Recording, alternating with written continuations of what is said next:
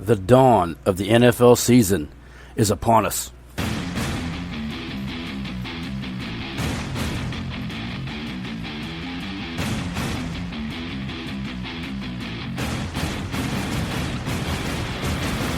Welcome into the CGAP Blitz podcast. I'm Chris Strasbaugh. Sunday, July the 17th.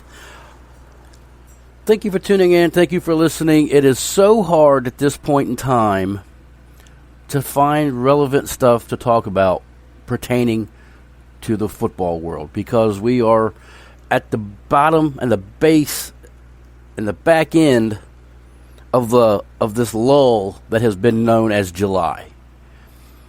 It is so hard to find content that is relevant and even interesting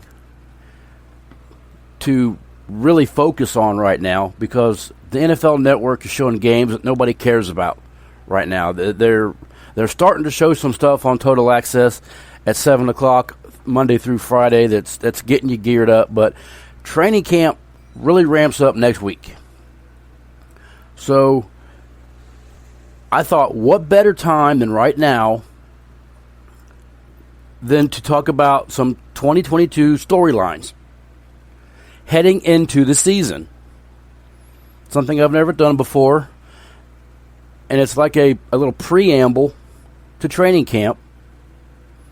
We're going to do that the first half, and then in the back half, I got 5 Devy backs that I want to talk about that are flying under the radar that you need to keep your eye on throughout the course of the season.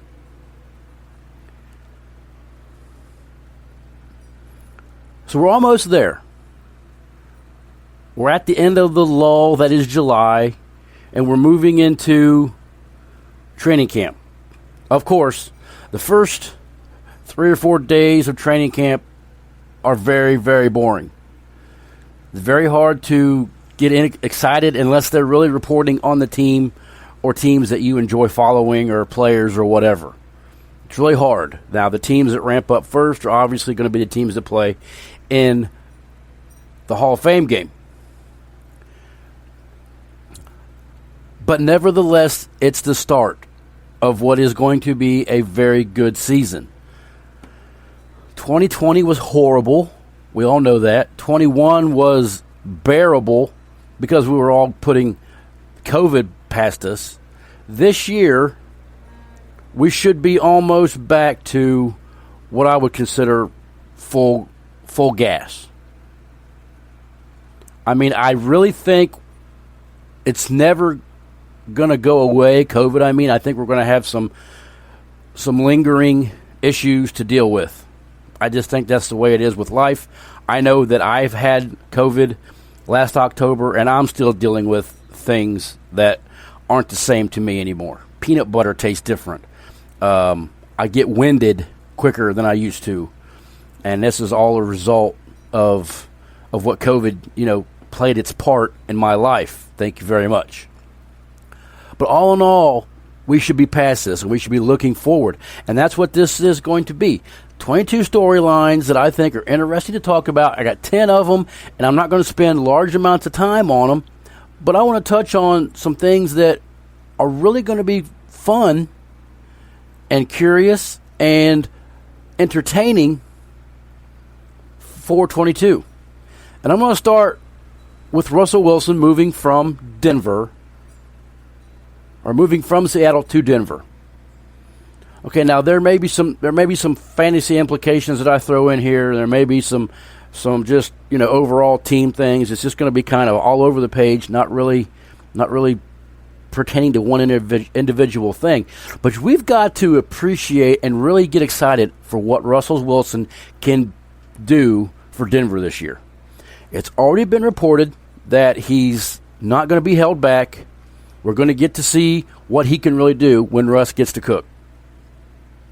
That helps everybody who's a Denver fan, and I know a couple Denver fans. One of them who's a real diehard Denver fan.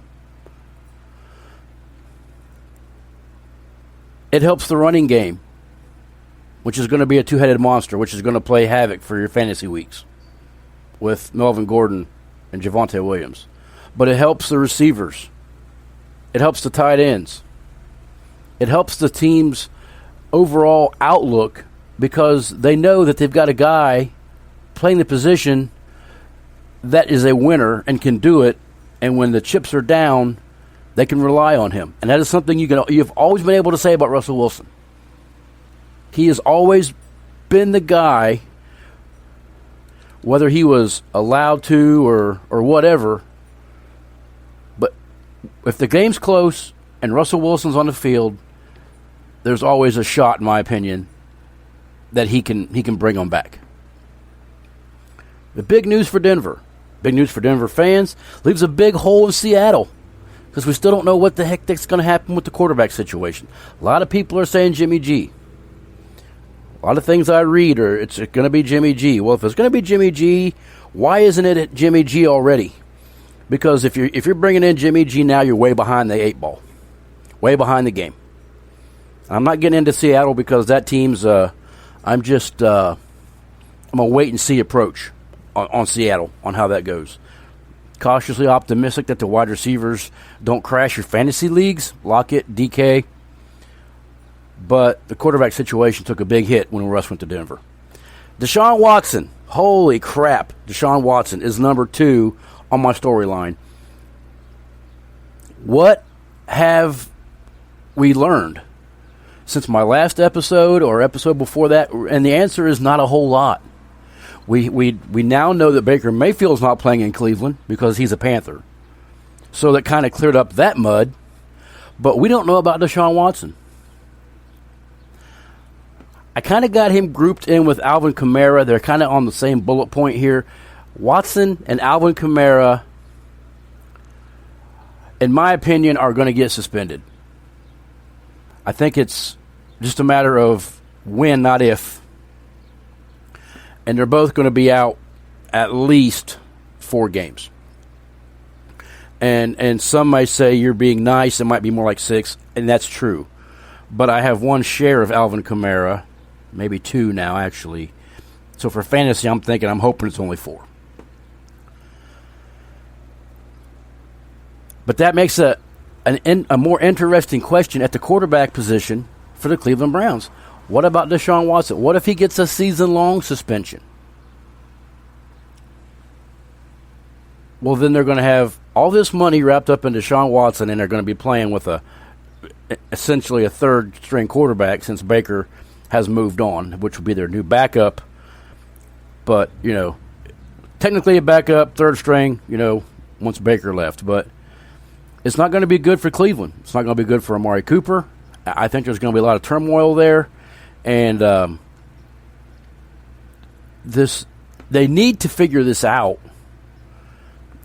and get it handled so that so we know one way or the other. So the Browns know which way to go. We as fantasy enthusiasts know which way to go. I mean, because right now I'm not drafting Cooper. I'm drafting the running backs, Nick Chubb, just because he's the one constant. The wide receivers and the other and the tight ends and stuff. I'm kind of hands off right now. I don't know what to do. So Cleveland's kind of a no-fly zone for me, other than Chubb. I'll take Chubb, but he's going to be looking against stacked boxes. But he'll get the volume. The Dallas Cowboys. Oh, my beloved Dallas Cowboys. Couldn't talk storylines without talking about them. We just mentioned Cooper. Gone. CeeDee Lamb moves over to number 1. Dalton Schultz playing on the franchise tag. Love that for fantasy this year. If you're in tight end redrafts, you want Dalton Schultz. Okay, if you're like me and you wait for tight ends and you draft them later on, you might miss out on Dalton Schultz now. Because in redraft and 1 year leagues, he's playing for all the money, baby. He's going to be out there and he's going to want that check. So I have a couple of shares of Dalton Schultz and Dynasty and stuff, and I think it's going to pay off big dividends. But there's other questions surrounding the Dallas Cowboys. The defense should be good. The defense was good last year. It should be better this year. The running back situation has been a question in my mind for the past 2 or 3 seasons with the durability of Ezekiel Elliott and the emergence of Tony Pollard, kind of taking in and stealing some of Zeke's thunder. Word is they're going to move Pollard around. He could catch some more passes, which is great in fantasy for PPR, and it could pose nightmares for defenses playing the Cowboys this year. Because if you have Zeke and Pollard on the field at the same time, that could really work for Dallas if they're able to do it. Offensive line is starting to age. They did address it in the draft a little bit with his name's, I think, is Smith from Tulsa. They drafted and brought him in. He's probably going to be a day one starter on the offensive line. It kind of help a little bit. They lost La'el Collins to another storyline, which I'll get to in a little bit. There's a little teaser for you. Spoiler alert. Yes, I'm talking Bengals here in just a little bit. But CeeDee Lamb's the number one in Dallas now. They got a rookie in Jalen Tolbert, who I absolutely love. I think that was a steal that they got him in the draft, and I think he can really contribute and be a factor in their passing game because Gallup's going to start the season on a pup, I'm assuming, and he might not get worked back in till halfway through, which is a tremendous opportunity for Tolbert. Dak stays healthy. Everything goes decent. Dallas should make a solid run again in the NFC East. The NFC East is not really that strong. It's like a two-horse race right now with them and the Eagles. Because to me, the Giants are rebuilding and the Commanders, they're a whole new team, literally. So that does segue me into the Carson Wentz saga. Carson Wentz now playing for his second NFC East team.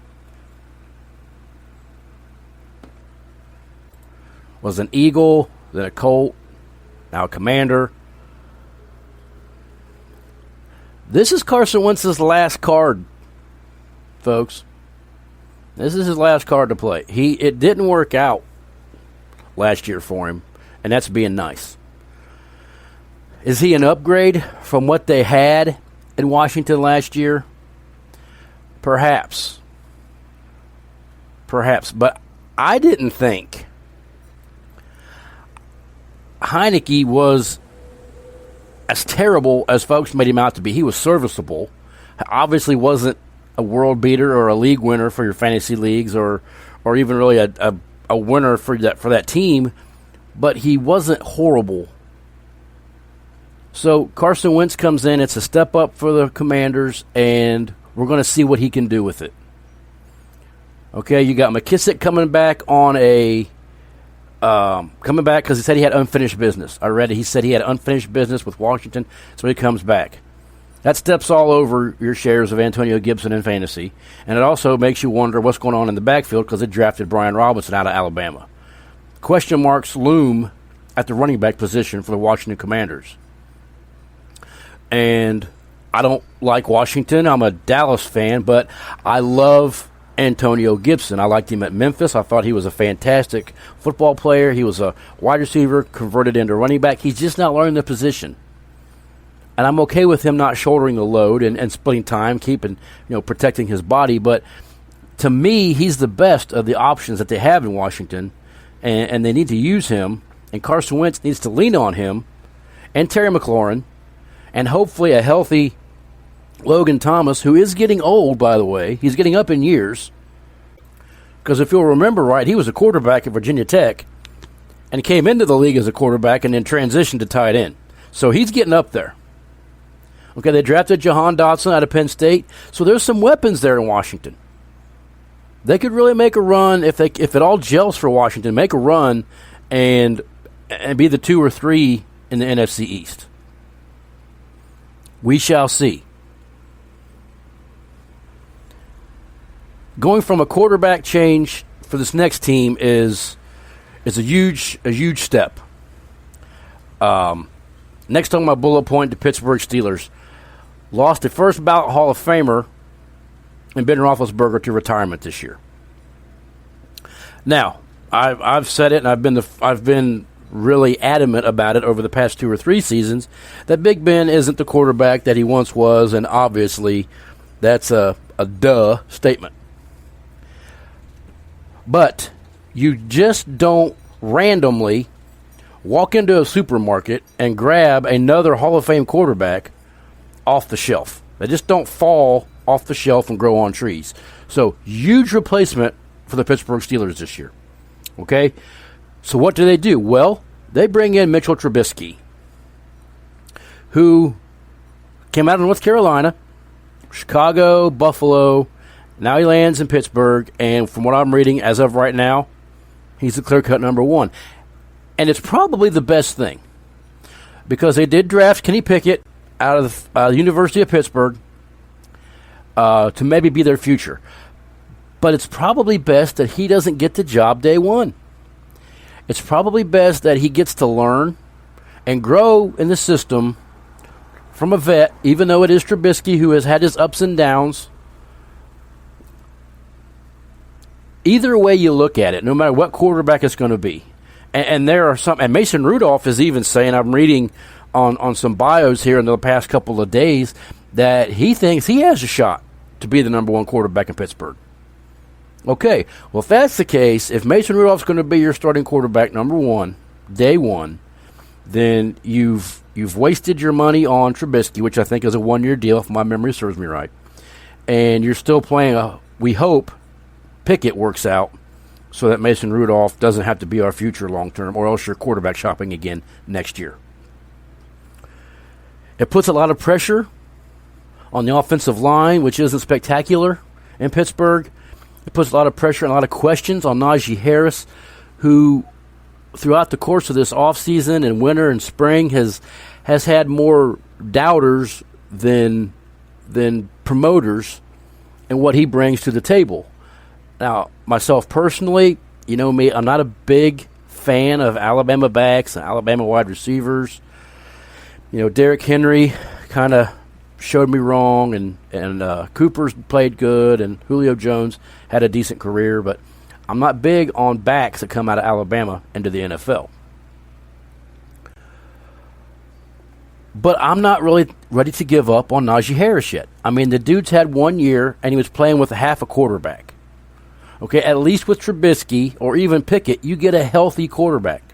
And both of those guys have mobility that Ben Roethlisberger hasn't had in probably, 5 or 6 seasons where it was, significant, and the last 2 or 3 have been abysmal.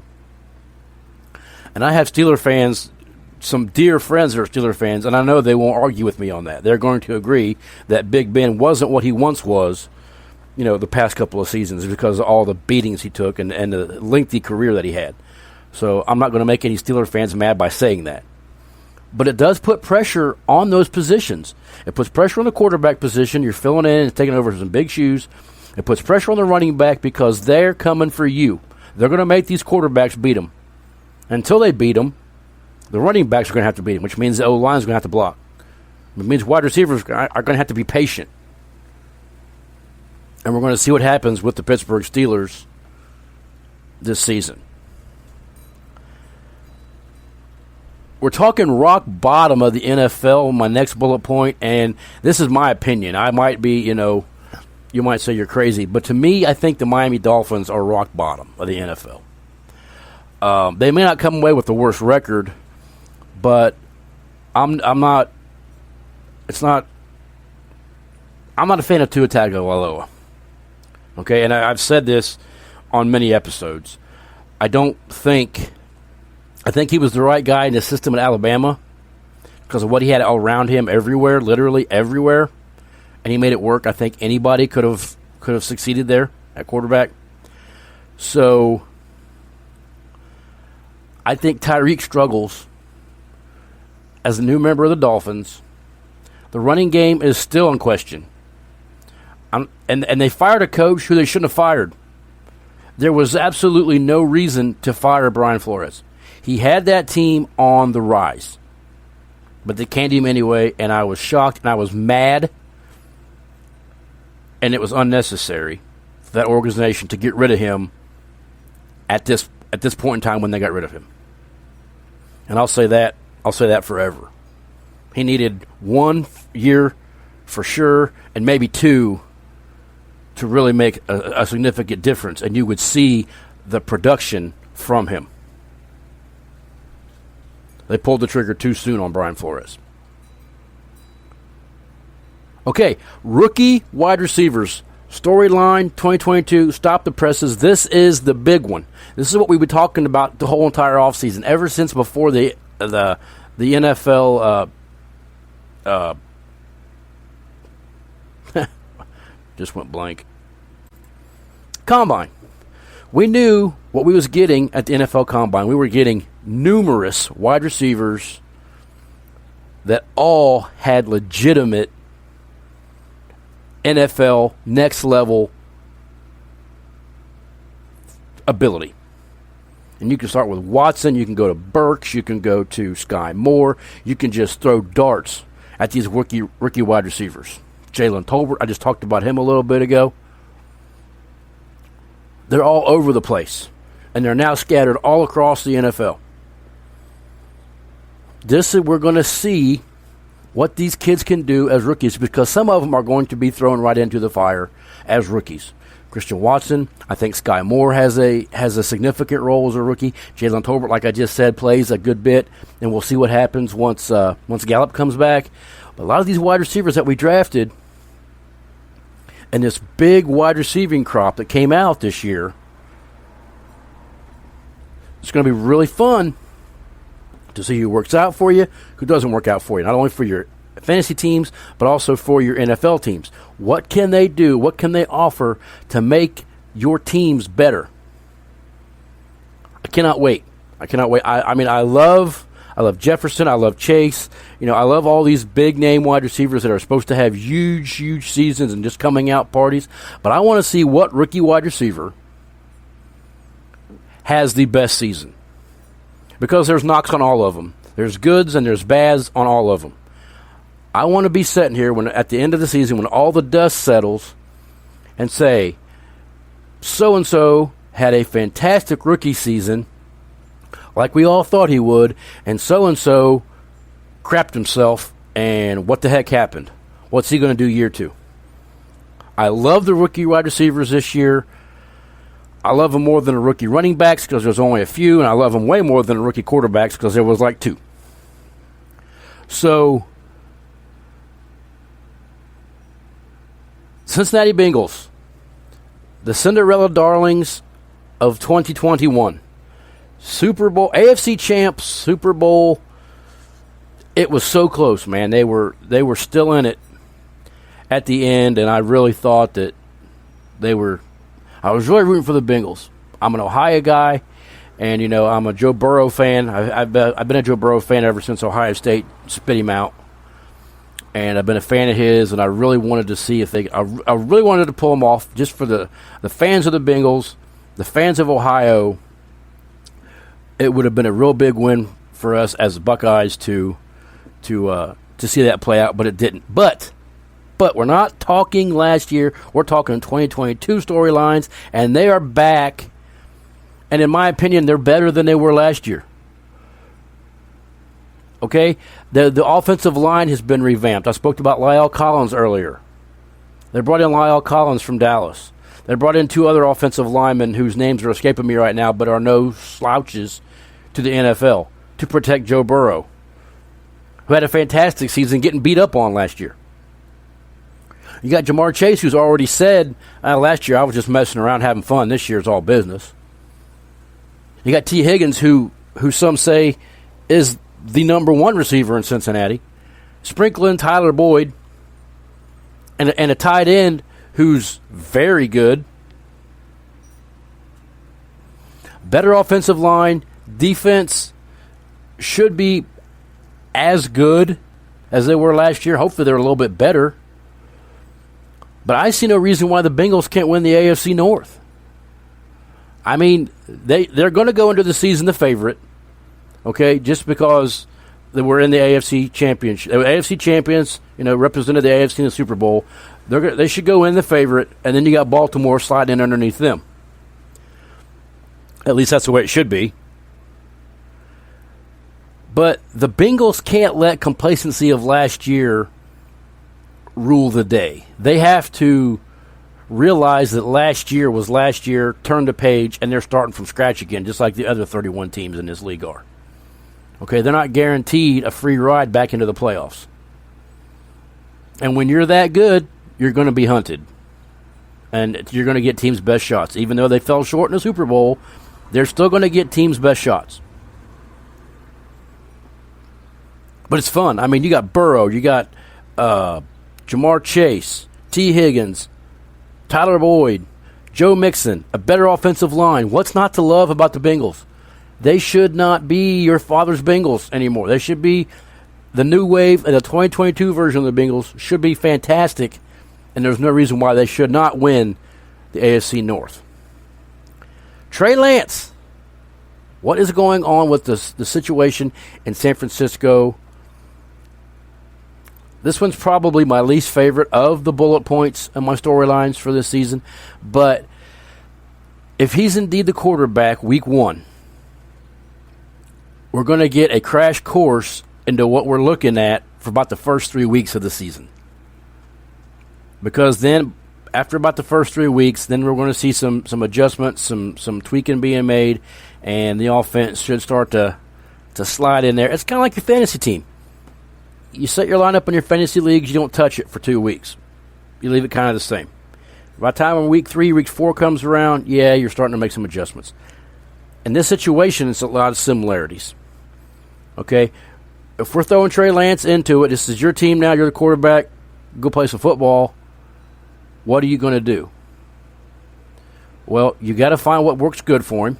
You got to find what he's good at. What doesn't work for him, you get rid of, simplify it, and let him grow with the system. If Jimmy G's still there, it's going to be a huge shadow that he's playing in, and it's going to be a bad deal. If Jimmy G's starting quarterback, and you've lost all faith in Trey Lance and hadn't even really give him a shot, you're going to have questions going the opposite direction. It'll be interesting to see how San Francisco handles it and how it all works out the first 3 or 4 weeks of the season. Number 10, is this the Buffalo Bills' year that they get back to the Super Bowl? Do they play the Bengals for the AFC Championship? That'd be fun. That'd be a fun game. They've got a lot of pieces already in play. Josh Allen, he's going off the board as your first quarterback in most fantasy drafts I've been in. Stephon Diggs. They brought in James Cook to be the pass catcher out of the backfield. Now, that's a big question mark. Are they going to throw it to him? Is Josh Allen going to check down a little bit more and make him and utilize James Cook's abilities? James Cook isn't going to be a feature back. He's not built like Dalvin, but he can be a weapon that Dalvin really isn't. A little bit of a Swiss Army knife because he can run it, he can catch it. I mean, he can do things that Dalvin Cook can't, but Dalvin Cook is, obviously the better of the two. Did I say that out loud? Anyway, can they pull it off? Can they get to where they need to go and make it to the Super Bowl this year? That is probably my number one storyline for 2022 is can the Bills finally hit pay dirt? Not just get through the AFC West, win it, get to the playoffs, or AFC East, excuse me, wrong direction. AFC East, get to it, win through the playoffs, get to the Super Bowl, and get the Super Bowl win. They've been there before. They just fall short because they played Cowboys. Just saying. But it could be lined up for Buffalo. You have a lot of good teams in the AFC. I didn't even talk about Kansas City and all this mess. Losing Tyreek Hill and all those things. We got a lot of good teams. A lot of good teams in the AFC West. A lot of good quarterback play in the AFC West now since Russ joined the squad. A lot to look forward to in 2022. And those are just 10. There's all kinds of surfaces we haven't even scratched that we'll get into as the season progresses. It's going to be an interesting ride. Part 2 of the show, 5 under the radar Devy backs. I want you guys to write down, put on a list somewhere, Stick it on a pegboard or stick it in your shoe or something. Keep these names in the back of your mind. I'm not saying draft them if you've already had your Devy drafts, which you probably have or should have had by now. I'm not saying, if you have moves in your Devy league, this is a big thing, okay? We run 3 leagues. We run 3 Devy leagues at Hitman Fantasy Productions. We run the Devy Hitman, which is going into year 5. We run the College to Canton, which is going into year 3, essentially, year 2 of college. And we run the brand spanking new, sparkling, shiny Devy Sharpshooters that I just formed, this past summer. So, one of those leagues, Devy Hitman, is IDP. The other 2 are non-IDP. And if you have moves available, and we have moves in all of them, because one's a college league, and you can move your college guys, and any college guys you get in the College to Canton transfer to your NFL team, which in return is considered a Devy league.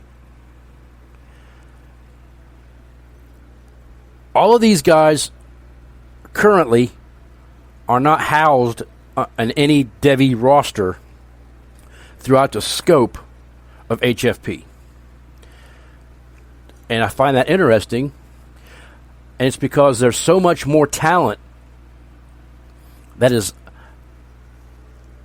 out there that you can't even get your hands on because you only can have so many players on your Devy squad. You can't have a 50-player Devy roster. It's just too many. Okay, you're looking at somewhere between 7 to 10, and I was really pushing for 12 in the Devy Hitman, but realistically it's too much because there's nothing left to draft in the pool anyway when you have your supplemental draft, and you want some flexibility there. No more than 10. 10 is right. 10 is, to me, 10's enough. 5 isn't enough. 7's beautiful. So the window between 7 and 10 somewhere, live in that area. That leaves a lot of talented college players still out there, people. And I got 5 names right now in my under-the-radar Devy backs that we're going to talk about. Number 5, and this kind of goes in order. We're going to go from 5 to 1, and this kind of goes in order. And this is Hitman's. This is my my own personal order. Don't mean nothing. Doesn't mean anything. But these are 5 guys that I am looking at the next level to see what they do in college this year. Number 5, I'm starting Javon Ducker, running back, Memphis. Transfer from Northern Illinois, 5'10", 194. If you've ever listened to my show about college, you know this guy falls right into my running back honeypot. The height, he could weigh a few more pounds, wouldn't hurt my feelings, but anything 5'10" and up, I'm all about, and the weight. And the reason for that is you have the size and the weight to be durable and to take the beatings that you're going to take as a running back at the next level. Last year, 218 carries for Northern Illinois, 1,184 yards, 3 touchdowns. The Cat only caught 1 pass. Now, that's a downfall. However, he doesn't play for them anymore. He now moves to Memphis. What do we know about Memphis? Even going back to Mike Norvell, what do we know about Memphis? The running backs from Memphis catch the ball. They make them pass catchers. And we can go down the list. Tony Pollard, Darrell Henderson, Antonio Gibson. Those guys catch the passes. So I'm not worried about this 1 reception that he had last year. I'm looking forward to 2022 and what he brings to Memphis. I think he comes right in. He's a fantastic addition to that offense who is replacing a quarterback. So they're going to need somebody dynamic to lean on in a running back field. I think he fits in great. And I'm looking at him to see what he can do as he transitions into Memphis and then also works his way up through college and tries to make himself available to the NFL. That's Javon Ducker, running back out of Memphis. Number 4, Israel Abanaconda. 5'11", 215. You already know I love that. 5'11", 215. That is running back. That is perfect running back, in my opinion. Running back for Pitt. 651 yards, 7 touchdowns last year, 24 catches, 197 yards. Now, I'd like to see the catches stay the same for him. Getting some more yardage, sprinkle in a few receiving touchdowns. I'd like to see his yardage go up, but they lost Kenny Pickett. So we're getting a new quarterback in Pittsburgh. He's a transfer. It's Keaton Slovis. So hopefully Abonaconda can up his game and make him. He's really sought after in college fantasy. Okay, he's going off the board. He's getting drafted in college fantasy leagues. I guarantee it. But I like his ability and what he can do at the next level. Okay, he's got a good balance, and he runs strong. He's not the fastest, but you don't have to be the fastest. I've talked about this before. Speed is mesmerizing, and we all love speed, but you're not going to see many 80-yard touchdown runs in the NFL. Okay, if you get a guy that rips off a 40-yard run, that's a great run in the NFL because the talent is just all over the place. If you get a guy that rips off a 40-yard run, congratulations. It does happen, very, very it does, but it doesn't happen like it does in college, a lot of places. Really targeting Israel Abonaconda, looking at him and see what he can do this year, and following his game and seeing how Pitt uses him with the losses not only of Pickett but also of Jordan Addison. Number 3. And this is where I get you. You said, Chris, you said 5 under the radar Devy backs. Right. Brandon Joseph. Safety, Notre Dame. I didn't say running backs. I said backs. I said Devy backs. I didn't say what kind of backs. Gotcha. Brandon Joseph. Transfer from Northwestern to Notre Dame. I like the size. 6'1" to 192. Could put on a little bit more weight. Wouldn't hurt my feelings. But at Northwestern, his past 2 seasons, 80 tackles, 9 picks in the past 2 seasons for Northwestern. What's he do? He bounces for South Bend, goes to the Irish, where Kyle Hamilton just left to go to the NFL, and put Brandon Joseph, big stage, Notre Dame, make a name for yourself, and we'll see you on draft night, in the NFL draft. Number 2, and you might call this a homer pick because it probably is, but there's no way I couldn't talk about this guy because he is literally the heart and soul of the FSU defense and secondary. That is safety Jamie Robinson. Transferred in year before last from South Carolina. Last year for the Noles, 84 tackles, 4 interceptions. 5'11", 200 pounds. Turned down the thought of going to the NFL this year to come back, not only help FSU, but work on his draft stock. Probably would have been a day 2 pick, maybe early day 3 pick in the draft this year, but came back for those 2 reasons. This guy is a ball player. He is going to make an NFL team. I'm not saying he's a first-round pick. Okay, I'm not going that far. He's not Derwin James. At least not yet. But this guy is going to play on Sunday somewhere. As long as the cards line up right. Because Hampson Nasruldeen got drafted by the New York Jets, and this guy, in my opinion, is better than Hampson Nasruldeen. He's going to play on Sunday. Keep an eye on him if you play in IDP leagues, IDP Devy leagues. Keep an eye on Brandon Joseph and Jamie Robinson. Number 1, and this guy is number 1, and to me it is this. I want to see what he does. The sky's the limit. I love the size. 5'11", 206, running back out of Tennessee, Jabari Small. Flying under some radars. People might have forgotten that Tyon Evans moved on to Louisville, and it's not going to be a 3-headed monster in Tennessee anymore. It's going to be a 2-headed monster in Tennessee. 796 yards, 9 touchdowns. Great numbers in a timeshare. Had 9 catches. I look for that to go up as well. Put on film from this guy, and it's impossible not to just get a little bit enamored with what he does. Okay? First of all, he plays for Tennessee, SEC defenses. One cut runner up the middle, one cut runner outside, can go up the middle, hits the hole, drags guys with him, and has enough speed to pull away from people. Not a burner by any stretch, but fast enough to play on Sundays, has the size to play on Sundays, coming from a pedigree like Tennessee. Love this guy this year. Not on any of the rosters in HFP as of yet. We have not had our college draft yet. I am assuming he will get drafted in our college draft. And because at the end of the day, I'll take him at some point if nobody else does.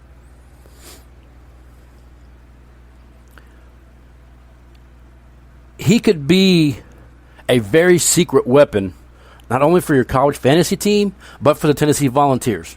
Because we all know about Hooker. We all know about Tillman, the wide receiver. But this guy could bring home the bacon. I am so excited to see what Jabari Small does for Tennessee this year. It's going to really make me watch Tennessee football a little bit more. And if I was to get him on my college fantasy team, I'm going to have no choice but to watch some Tennessee football games. He's fun. And his upside is big. And I can't wait to see what he does this year. We're going to recap right quick. Number 5, Javon Ducker, running back, Memphis. Number 4, Israel Abanaconda, running back, Pittsburgh. Number 3, defensive back, Brandon Joseph, Notre Dame, transfer from Northwestern. Number 2, Jamie Robinson, safety, Florida State. And the number one guy on my under-the-radar list, Jabari Small, running back, Tennessee. And there's more. I try to keep my shows under 45 minutes, somewhere around 45 minutes, because if you get over that, you lose interest real quick. So I try to keep them somewhere around 45 minutes. And I could have went with 10 guys, but then I'm looking at an hour and 15 minutes, and I try to keep them down. Now, what's coming up next week is pretty special, as long as I can get it all lined up between now and then. If you're new to the show and you haven't listened to me before, throughout the course of the last 4 seasons of the Hateful Hitman podcast, which is now the CCAT Blitz podcast, I've done what I call my walk across college football. And it started as a real elaborate, and I broke down a lot of teams, not just Power 5. I broke down teams from the Mountain West, and I broke down teams from the Atlantic, and talked about what I thought they were going to do. And then I kind of had to wrangle it because the shows were so darn long. It was like a 4-parter, and then I tried to get it into 2 parts. And then last year, I just did a greatest college games of all time. But this year, and I can't make any promises, but I'm trying to work out something to where I focus and hit on not like a 2022 storyline for college football, but a breakdown of college football.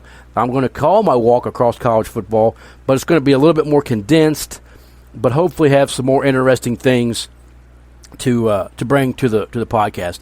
If it all comes together, that'll be on next week's episode. So stick around for that. My walk across college football with our fingers crossed. That'll do it. My name is Chris Strasbaugh. You can find me on Twitter at CGAPBlitz. You can find the show anywhere you listen to podcasts. I like the people who have reached out to me. I got some new followers. Created a new Twitter page for the Devy Sharpshooter League. And we're growing. I got some stuff from FSU coming soon, hopefully. Got some stuff for that for when I follow FSU throughout the course of the college season. A lot of good stuff coming up this year on the CGAP Blitz. Have a good week, and we'll see you next time.